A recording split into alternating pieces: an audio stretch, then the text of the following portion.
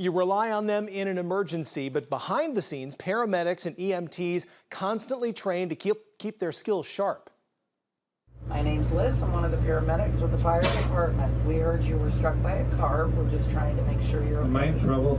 No, you're not in trouble. Today, EMTs and paramedics with Sioux City Fire Rescue took part in a series of training exercises. These simulations with Simulation in Motion Iowa test their skills in real-world scenarios. The Sim Bus brings lifelike learning opportunities right to the team with a simulated emergency room in one half of the bus and a simulated ambulance on the other side.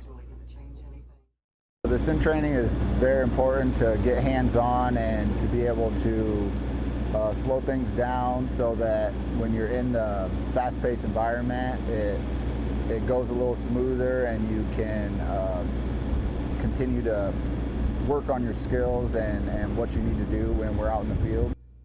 For Kyle Angerman, being new to Sioux City Fire Rescue, this is a line of work that he's excited to be a part of. I wanted to be an EMT and paramedic and firefighter to help people in the community and make sure that people are getting the best care possible. And I want to be the best EMT I can be to help the patients and help people get the care they needed. These paramedics and EMTs constantly train in different scenarios and events to ensure that they're prepared for any emergency.